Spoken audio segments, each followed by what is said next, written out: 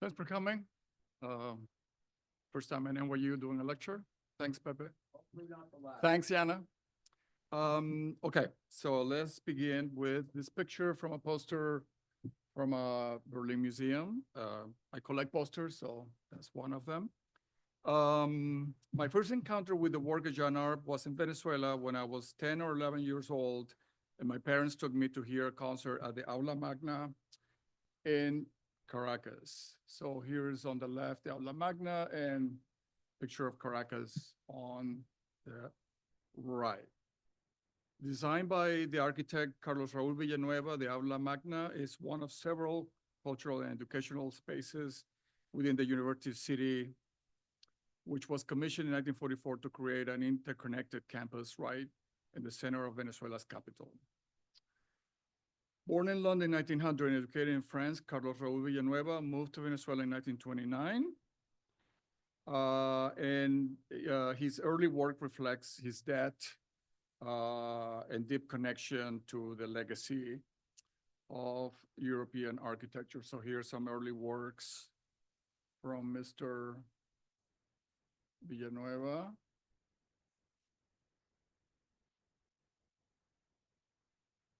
So this is all in Caracas, the capital. But in 1944 and continuing through 1959, Carlos Raúl Villanueva created something new, more personal and more suited to the needs of developing modern country. This was called the University City, which is part of the UCV, or Central University of Venezuela. It is a sprawling campus with approximately 40 buildings. You can see here, right in the center, smack in the center of the city. So here we have the whole thing. This large complex rejected a certain plan with symmetrical views and imposing facades, instead created a precise but playful interplay of volumes, structures, and landscape within our urban metropolis. And it was in this place where I saw Jean Arp and other artists within an architectural context that felt so natural and organic. Of course, at 10 and 11 years old, I was not aware of who Jean Arp was. However, everyone that visited the campus and the Plaza Cubierta, or covered plaza where the Aula Magna is located, never failed to grasp the ideal scale and just sheer pleasure to experience art and architecture so well integrated in so many types of structures. So I'm going to show you pictures from the university now. I want to show you different views of Plaza Cubierta and some of the artworks that were created for University of City in close collaboration with the architect. Villanueva knew many of the artists because he lived in Europe and was able to work closely with them regarding placement, proportions in the space, and installation. A great effort was made to design a space with multiple panoramic views that invite users of the University City to make the space their own. As you can see here, is very open. Caracas is always 23, 24 degrees, so it's ideal for just hanging around there, and the university really created a wonderful space. So the art commissions felt like they always have been there. The marriage of art and architecture with its different materials, colors, and shifts in scale proposes a lively tension full of satisfying vistas, unexpected light and shadows, and the pairing of spaces and structures within the local tropical environment. Here's a Venezuelan Narvaez, Venezuelan sculptor. The essential components and greatest achievement of Plaza Cubierta and the entirety of University City is what Villanueva calls synthesis of the arts, envisioning his architectural work alongside the visual arts proposed a unified system never seen before in Venezuela. So I'm going to show you a quick overview of some of the artists that Carlos Raúl Villanueva collaborated with Plaza Cubierta and other parts of the university, other buildings in the campus. And more than 30 artists were called by Villanueva to create over 110 site-specific works. This is a Venezuelan artist, Armando Barrios. Here's the great, this is the Aula Magna where my parents took me to hear a concert, and these are the floating clouds of Calder. Villanueva and Calder were very close, and Calder came to Venezuela several times, stayed at his house, and worked this amazing piece that created perfect acoustics for the Aula Magna. So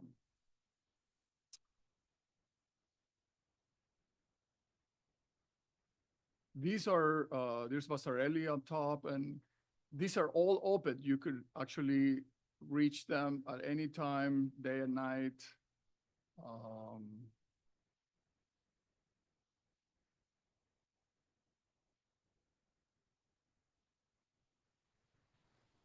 This is a Leger glass piece. You know, as kids, you know, we used to run around there and touch the glass to be able to feel the, you know, the physicality of this thing. It was just amazing to have all this access to all these works. I mean, there were guards, and our parents said, don't touch them, but we always did anyway. And so we got really, really close to these things, and, you know, rubbing our hands through the glass mosaics. It was really a fascinating one to, you know, direct contact with this artwork. So the Vasarellis, we did like hide and seek in these pieces. Also Vasarely here too. I mean, a great experiment from the architect bringing all these artists to work in Venezuela. So Calder did several pieces. This is one of them. The quantity of works commissioned for this event is staggering. Imagine walking through the campus and seeing works of art as an integral part of the architectural setting. I always liked going there as a kid because there were so many things to see in different buildings. They always surprised me, and even though you were not supposed to touch the artworks, as kids you always did, especially the wall mosaics and bronze sculptures that were easy to reach. The majority of art commissions were outdoors, and the changing light affected how they looked through the day.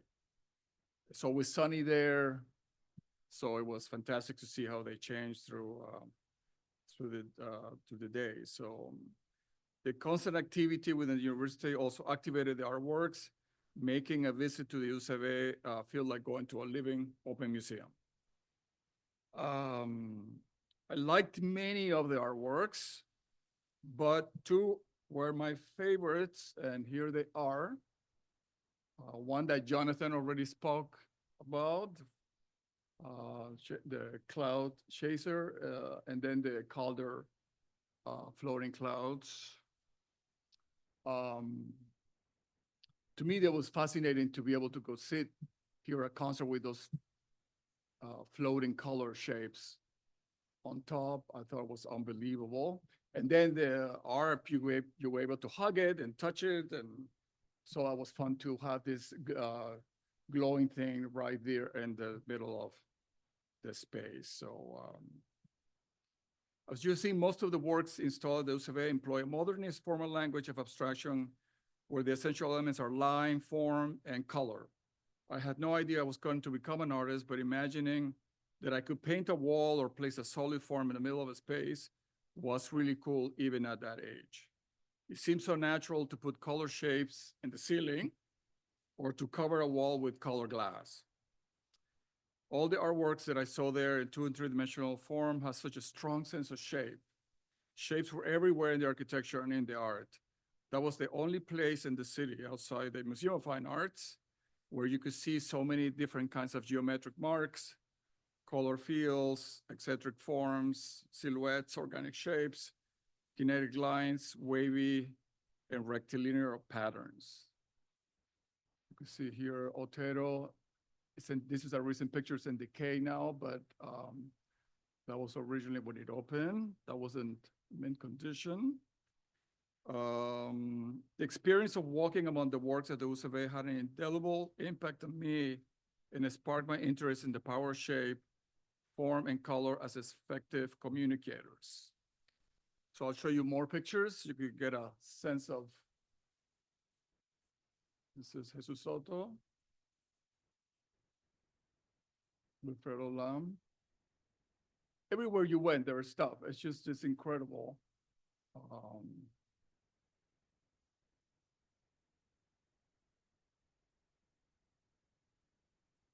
You could, if you go to Caracas, you could still, it's an open campus, so you could see, you could venture in and try to find all these works. They might be a little bit damaged now because of situation in the country, but they're still there, so.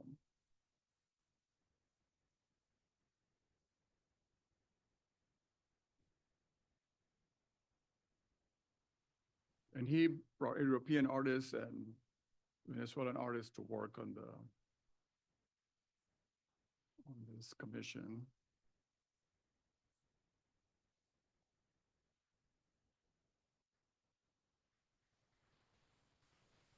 And our famous John Arpes back. He did two pieces. So this is one of them in kind of a grassy area. You cannot reach it so easily, but it's there. So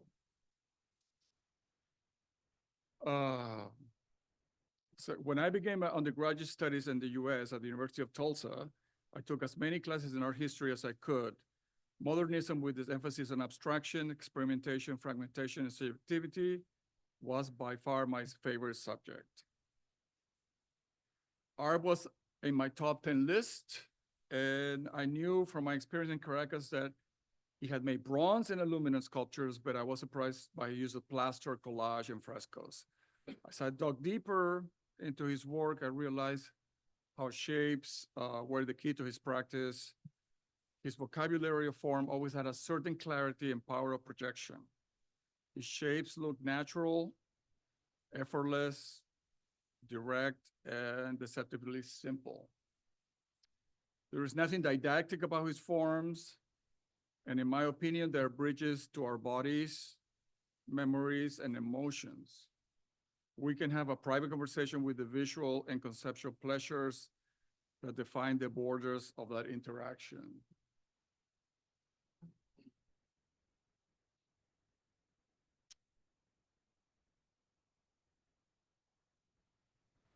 I'm always surprised how simple the choices are and how powerful they could be. So it's a great, I'm always fascinated by the economy of John Arp.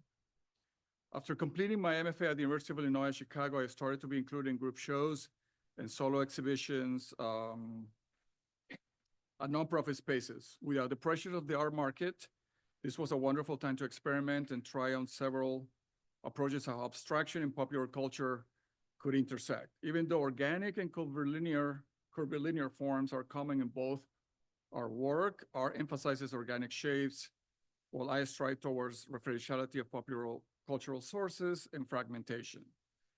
In the following images to the end of the lecture, I will show our works and some of my works. You can see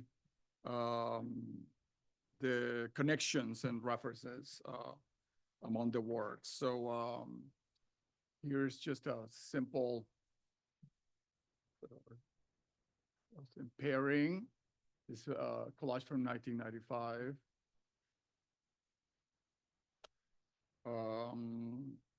And since I started, my practice has always been most of the time as paper, collage. But I looked at art collages very closely, and I was so surprised how precise they were, how it's clear they were, and but he also went the other way, of course, with the torn papers. But I was fascinated by the shift of these things. So so I learned a lot from him. The torn papers, to this day, I keep looking at them because I want to do something like that, but I can't do it. I tried it. I tried tearing prints and drawings and fragments of paper into more paper, but it doesn't really work for me. It just nothing feels right like he does. So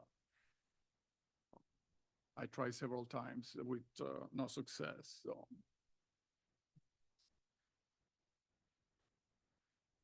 anyway, so here we have more of my works. These are, I will go up chronologically. This is from 98, something like that. 96, 98, something like that, I guess. Most of my works are paper carefully constructed using a variety of materials and techniques. In both our cases, the sources remain obscure, giving only hints and clues about their origins. Unlike art's close relation to nature, my sources have included cartoon imagery, as you can see here, ready-made printed matter and art historical materials, especially those related to modernism and abstract expressionism. Through art, I realized that the clear and direct shapes have the power to communicate with greater precision. Not by conveying a specific message or meaning, but in probing how a shape can become a portal for multiple points of entry. This is, I think, around 2007, something like that.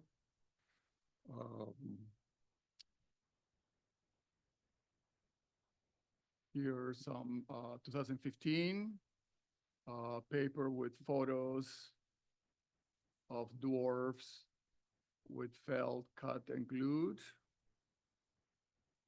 This is 2020, felt, collage. Felt on the left, plywood painted on the right, silk screen, and what is the next image?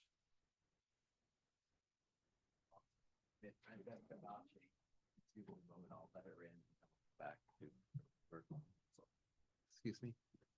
Oh, she's in. That's good. Sorry. Can I click on it?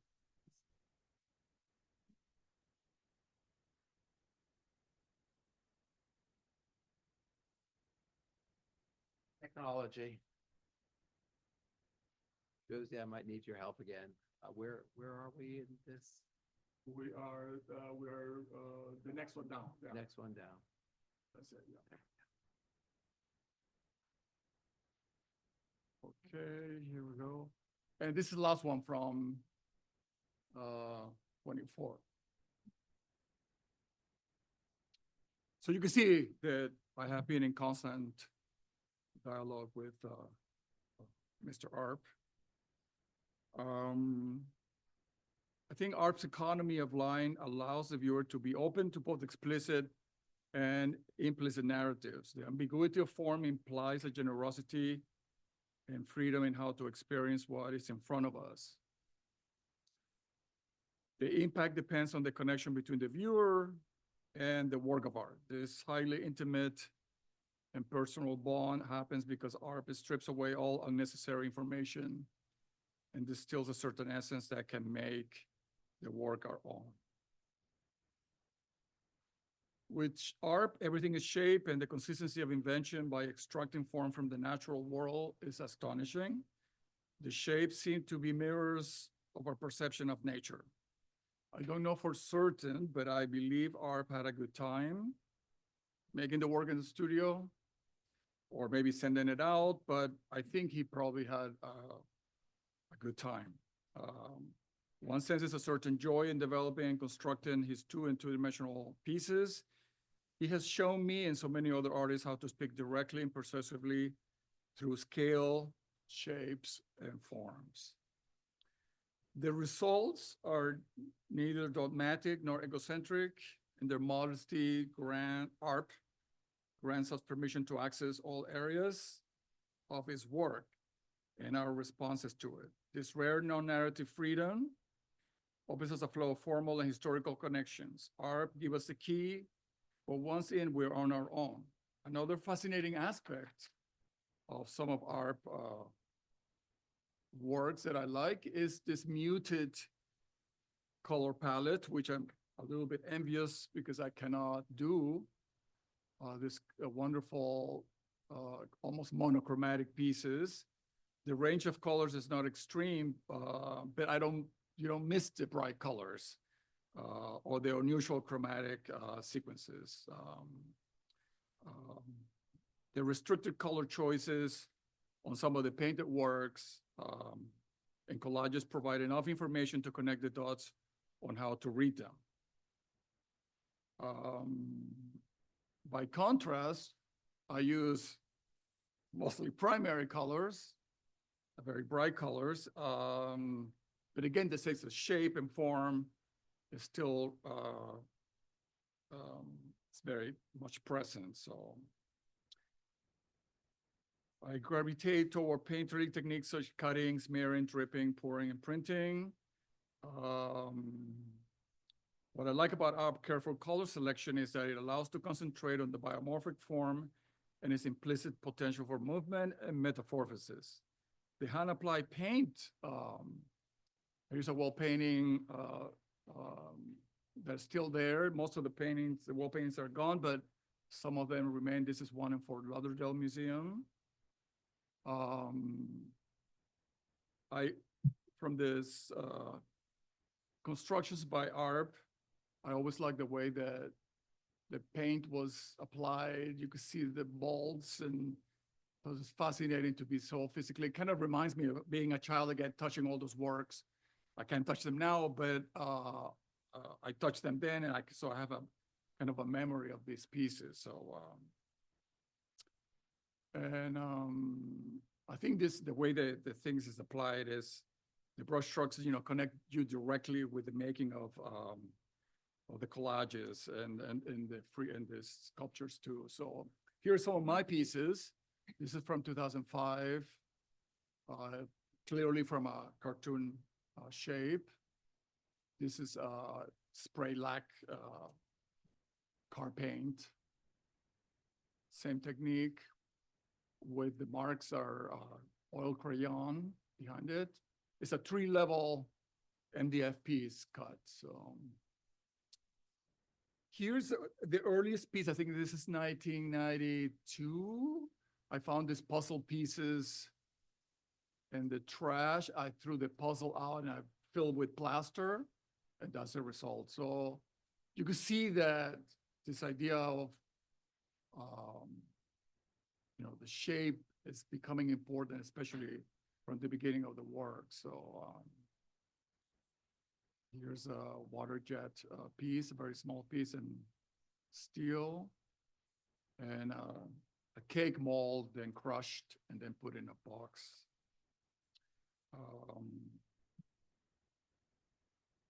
I'll show you here now these collages where I find fascinating. Again, for the lack of color, but due to the lack of color, they become much more powerful to me.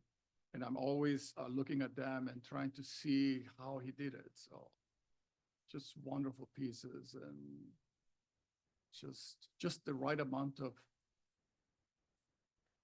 shape and form to be able to communicate. So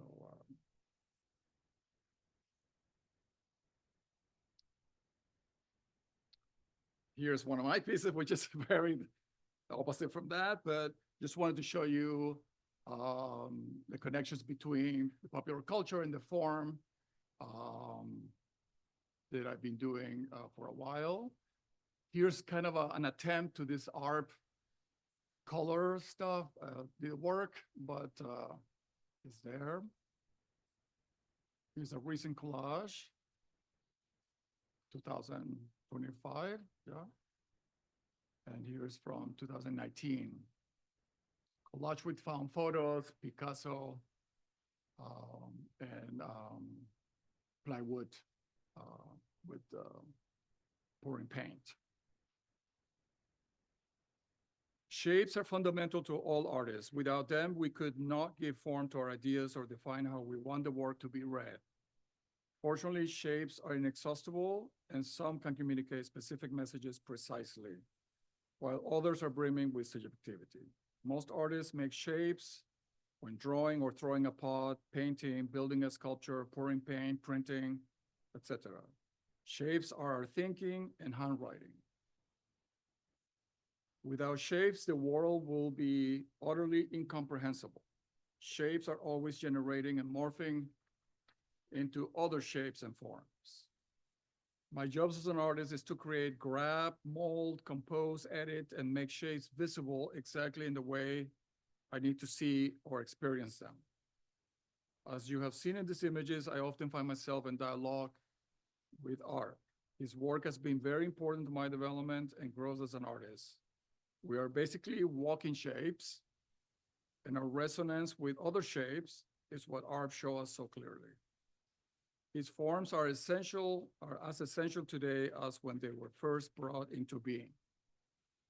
Without bells and whistles, using a straightforward vocabulary, he captured what is fundamental and rewarding, and seeing ourselves portrayed in his artworks. Thank you.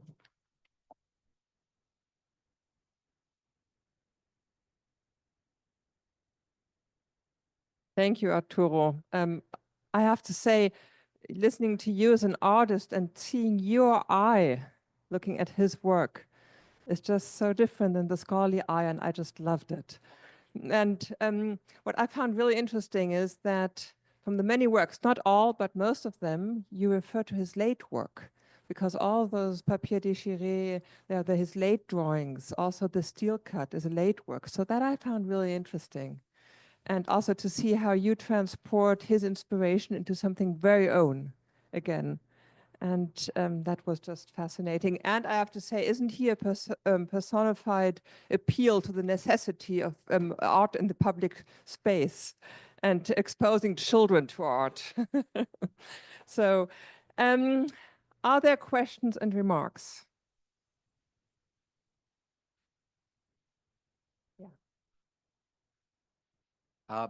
Thank you so much. It's really a pleasure to not only to see the roots of the work in your childhood experience, but also to recognize the affinities between your form language and ARP's, which was thrilling, and the similarities and differences. I have a question which I'll preface by saying that for many years I had a reproduction of one of your early works on the wall outside my office here. It was in the Color Me Blind catalog. That's where I'd seen it, and then got it scanned and printed in color. That seemed to me in some strange way to symbolize the development of modern art. What seemed to be the uppermost layer was a monochrome of a kind of light teal, like a rectangle. And then peeking out from below that, there were colored drips that looked sort of like a Jackson Pollock, which I was thinking about at the time, because when I saw it, I'd recently worked on that Jackson Pollock retrospective. And then underneath the Jackson Pollock, there was an image of, I think, of Bambi from the Disney, right? The Seven Dwarfs. And so I thought, well, this is sort of the history of modern art, from figuration to expression to minimalism to nothing. Right. It was great. One summer when I went away, they took it down, and I miss it terribly. But the question is, there's an element of not just of layering, but of concealment in your work, as in the one I was just describing, that one feels, and I mean, I saw this in the recent show at Sycamore Malloy Jenkins, of the shapes on top, and then things that are in the middle layer that are, you can still sort of make out, and then things that are underneath them that are very hard to see. Is that kind of concealment also something that you found in ARP? How do you get from the sort of seemingly straightforward presentation in ARP to this complex layered structure in your own work? Access all areas is, I think ARP gives you everything right there. There is no hiding, there is no going around the corner. It's just there, 100% generosity, I think. But in my case, I tend to kind of conceal a little bit to make the impact with the viewer dialogue a little bit much more intriguing, because it will be so boring to get the whole picture. Even in ARP thing, there you have it in this middle of Martigny, sculpture park, but it doesn't tell you exactly. It's all there. You're accessing it. You could touch it, but it doesn't tell you everything. And so in my case, since I'm not able to do that, I do it by other ways. And the concealment, the cutting, the fragmentation, the dripping, the covering allows me to do that so the viewer can spend a little bit more time or try to get in. I just offer that bridge. Some people take it, some people don't, but that's my way of, the concealment helps out. I think you highlighted in that aspect a really interesting aspect, which I've never heard so clearly put to the point, the economy of his forms and his ability to never do too much. That's amazing. You had a question. Hi, Arturo. First of all, I'm just processing your answer. There's something really amazing about almost turning inside out the idea of access and understanding. I really was moved by that. I'm very disappointed you didn't show us a picture of yourself at 11. That was the only criticism I have for your talk. But I also am really interested that you showed us artwork and talked about things you wanted in your work that you felt like were there. And just to mirror something back to you, I feel like that quality of the decomposition and the tear has been so visibly coming into your work for the last decade. I think that if I were to talk about your work, I would say there's a big shift where you try to move from an edge, which is a cut edge that's really cut, to painterly ways of creating a tear. Like the shift in materials seems all about changing the edge. But one thing that's very consistent in your work, I think, is this idea of layers. And I was thinking of that, especially when you were showing the art reliefs and the screwed together layers. And I think this comes together. Maybe it doesn't, so just cut me off. Except you end up talking about it as shapes relating to other shapes. The edge, the layer in art, like, do you have things to say about that? Because I feel like seeing your work side by side, that's the one thing that really stands out, is the similarity in shape, but an idea of like forced unity and then like an insistence on disjunction and edge and clear strata in your work. And I don't know what the question is. My question is, if you think about ARPs, if you think about the forms in the picture of him in the studio making the really distilled forms of nature, and you think about those wall reliefs that are screwed together, and you said you liked how you saw they were constructed, do you have thoughts about the simplified whole versus the clearly constructed set of relations? Because of it's the hand, especially in the early pieces, just so visible. And it's fascinating to me. It's like I cut paper, I glue it, and he does the same thing, but with wood and then paint and nuts and bolts. So it's a collage and a three-dimensional collage. I don't do it like that. I do it with paper, but seeing it in the physicality of the brush and the kind of the rough edges of the cut, it kind of is just like a relation, like friends that we're talking to each other. And that's the connection with those early pieces. I mean, as he moved on, they got better and better, much more professionally made. But those early painted reliefs were fascinating to me. So, Thank you.